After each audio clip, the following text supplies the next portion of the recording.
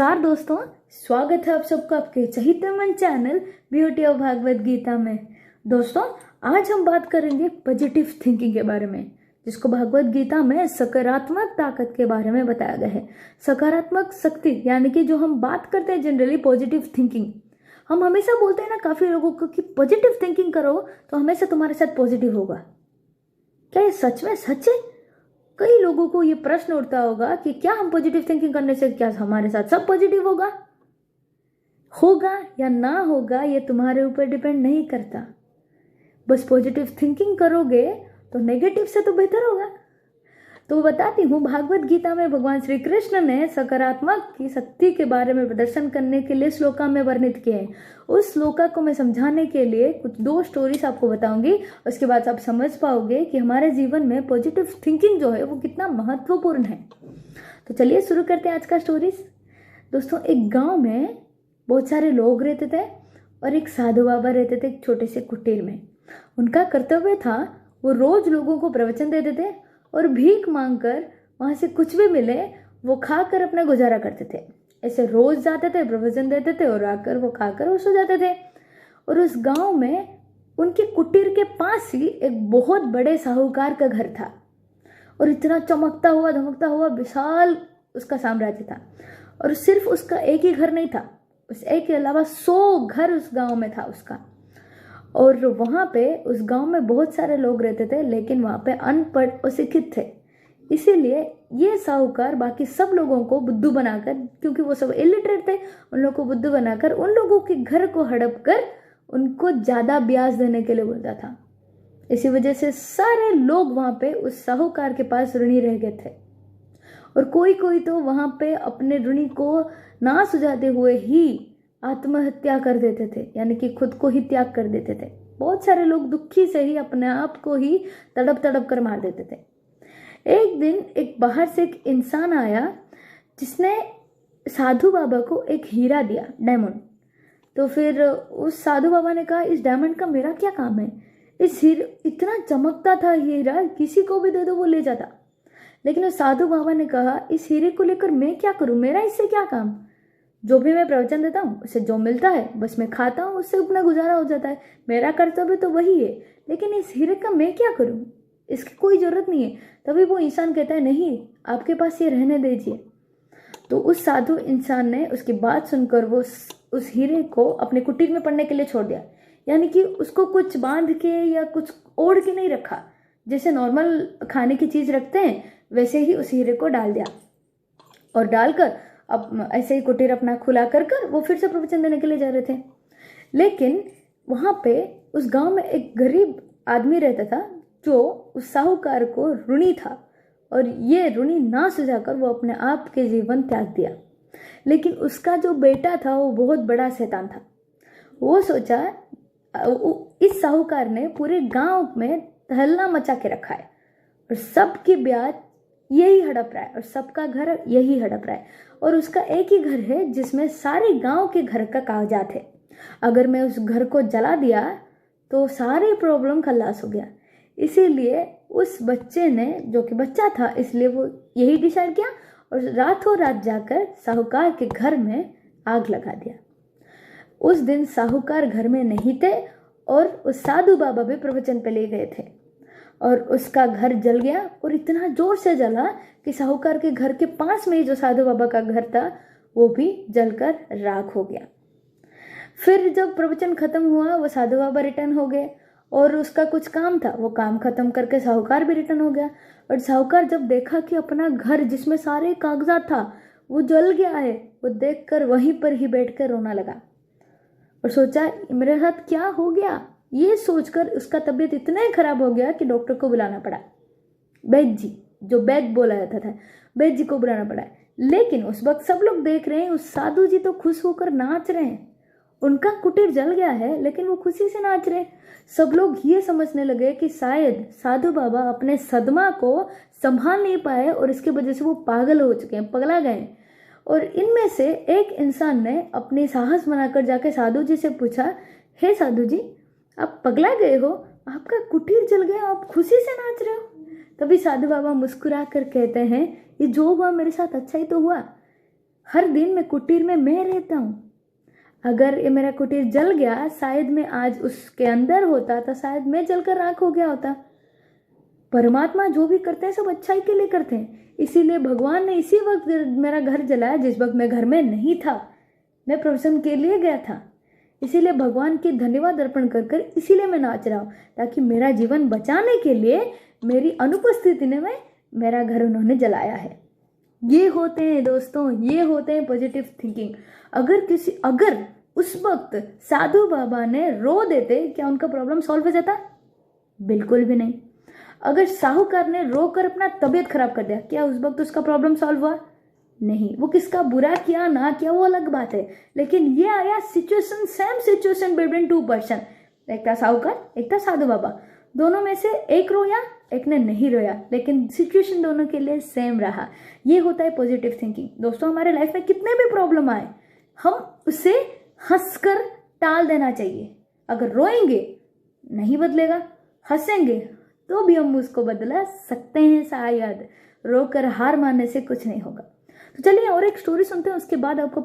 दोस्तों, एक छोटा सा गांव था, लेकिन वहां पे लोग भूख से तड़प रहे थे, क्योंकि उस साल उन सारे लोगों की फसल नष्ट हो गए थे, जिसकी वजह से उन लोगों के पास कोई खाने के लिए ही चीज ही नहीं था।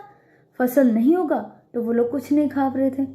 इसीलिए वहां के बहुत सारे लोग भूख की वजह से अपना जीवन का अंत समय ला चुके थे। लेकिन उस गांव में एक इंसान था जो कि विकलांग था। ना वो कुछ कर पाता था, ना अपने लिए भूख मिटाने के लिए किसी की सहायता भी मांगता था। वो बस एक ही काम करता था। उनके गांव में एक मंदिर था, जहां पे बैठते वो परमात्मा को पूजता था।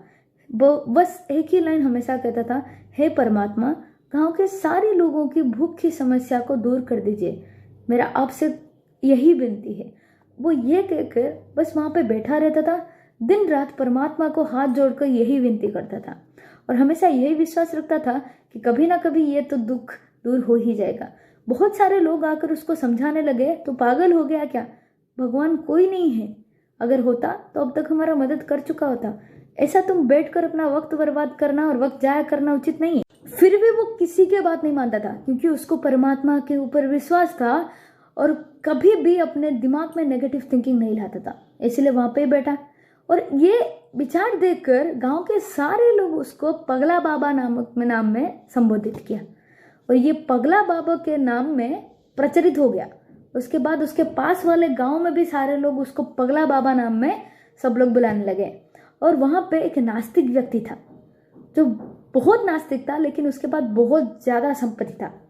और इसी वक्त उस नास्तिक ने समझा और सोचा कि उस पगला बाबा का इज्जत उछालने के लिए इससे बड़ा मौका मुझे नहीं मिलेगा। इसलिए मैं काम करता हूँ, ये जो परमात्मा के ऊपर विश्वास करता है ना, मैं इसको आज तोड़ के रहूंगा। एक काम करूंगा। और उस गांव में इतने लोग मर गए थे कि बस 70 लोग ही वहां पे जीवित थे। और उसने कहा, मेरे लिए क्या बड़ी बात है उस 70 लोग दान करने के लिए। और वो सोचा, मैं गांव में बहुत सारा अनाज लेके जाऊंगा और उस 70 लोगों में बांट दूंगा, और ये बोलूंगा ये परमात्मा ने नहीं, ये एक राक्षस ने भेजा है, देखते हैं उस पगला बाबा अब क्या करता है। ये सोचकर वो 70 लोगों की राशन लेकर उस पगला बाबा के पास जाता है और कहता है, हे पगला बाबा, लो ये राशन लो, मैं तुम्हारे गांव के लिए लाया हूँ। और तुम्हें पता है ये किसने लाया है? एक बार सोचो, तुम्हारे परमात्मा ने नहीं, ये कौन लाया, सोचो। तभी पगला बाबा ने जवाब दिया कि ये कोई भी लाए, ये मुझे कोई फर्क नहीं पड़ता, बस उसकी धन्यवाद मैं हाथ जोड़कर करना चाहता हूँ कि परमात्मा अगर चाहेंगे, अगर हम सच्चे दिल से परमात्मा को बुलाएंगे तो उनकी बात तो राक्षस भी मानने लगते हैं। ये सुनकर नास्तिक व्यक्ति को लगा, इसको कैसे पता कि मैं राक्षस का नाम लेने वाला था। पगला बाबा उसकी दिमाग को नहीं पड़े थे, बस ये बोलने के लिए बोल दे कि अगर परमात्मा चाहते हैं तो राक्षस भी उनकी बात मानने के लिए तैयार होते हैं।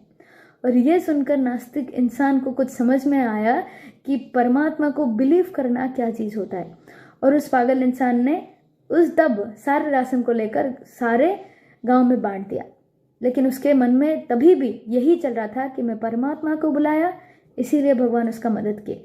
भगवान श्री कृष्ण भागवत गीता में भी कहते हैं, अगर सच्चे दिल से बुलाओ तो वो भक्तों से दूर कभी जाते ही नहीं, और वक्त आने पर वो सबकी मदद करते हैं।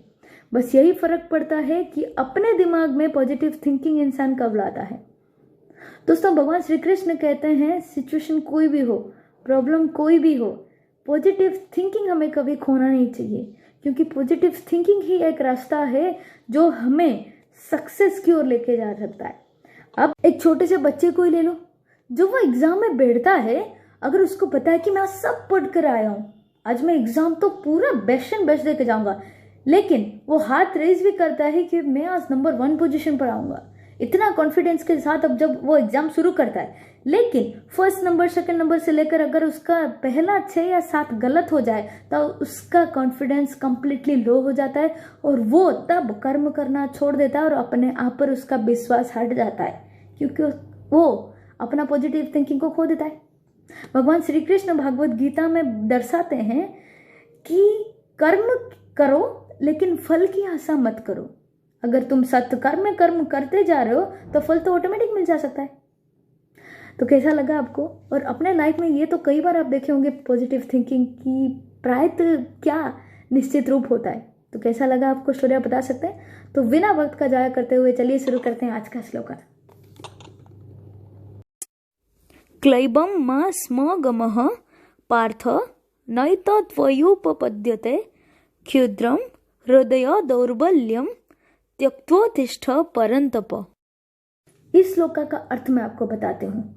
आप सबको पता होगा भगवान श्री कृष्ण के पिता का नाम था वासुदेव और उनके बहन का नाम था पार्थ। अर्जुन को पार्थ के पुत्र भी कहा जाता था, इसीलिए पार्थ भगवान श्री कृष्ण के पिता का बहन हुए और इस हिसाब से भगवान श्री कृष्ण को और अर्जुन के अंदर जो है वो ब्लड रिलेशन था। इसीलिए भगवान श्री कृष्ण कभी अर्जुन को हारता हुआ नहीं देख सकते थे। और इस श्लोक में यह भी बताया गया है एक क्षत्रिय का धर्म एक क्षत्रिय ही कर सकता है। अगर यह क्षत्रिय का धर्म अगर एक क्षत्रिय इंसान नहीं निभा पाया तो बस उसको नाम का ही क्षत्रिय बोला जा सकता है। उसी तरह एक ब्राह्मण का कर्तव्य जो है, अगर वो ब्राह्मण अपना कर्तव्य नहीं निभाता है उसका बस नाम का ही ब्राह्मण कहा जाएगा। इसीलिए क्षत्रिय और ब्राह्मण एक समाज के महत्वपूर्ण इंसान है। अगर ये दोनों अगर अपने काम नहीं निभाते हैं तो अपने पिता के बस नाम के ही पुत्र कहलाएंगे। इसलिए भगवान श्री कृष्ण कभी नहीं चाहते थे कि अपने जो अनुज है यानी कि वो अर्जुन है कभी भी उनके क्षत्रिय पद को खोना पड़े। इसलिए अर्जुन कब कितने भी काइंड हार्टेड क्यों ना हो, हमेशा भगवान श्री कृष्ण उनके सारथी बनकर उनका पथ प्रदर्शक करते थे, इसलिए वो उनके सारथी भी बन चुके थे। इस श्लोक में ये वर्णित किया गया है कि भगवान श्री कृष्ण कहते हैं अगर अर्जुन अपने पितामह भीष्म और अपने रिलेटिव को लेकर पीछे हट रहे हैं, ये उनका हार्ट के सॉफ्टनेस है, लेकिन उसके अलावा भी एक क्षत्रिय का कर्म करना अर्जुन का कर्तव्य है। इसीलिए ही यही एक मतलब के लिए ही भगवान श्री कृष्ण अर्जुन को कभी खोना नहीं चाहते थे, इसलिए उनके सारथी बने और उनकी मदद किए। और धर्म की जय सिर्फ अर्जुन से ही हो सकता था, इसीलिए वो अर्जुन का पथ प्रदर्शक बने। कैसा लगा आपको आप मुझे बता सकते हैं। So I will be back with my next video, next story and next shloka. So stay tuned, don't forget to share and subscribe this channel for getting new updates. Thank you. Hare Krishna.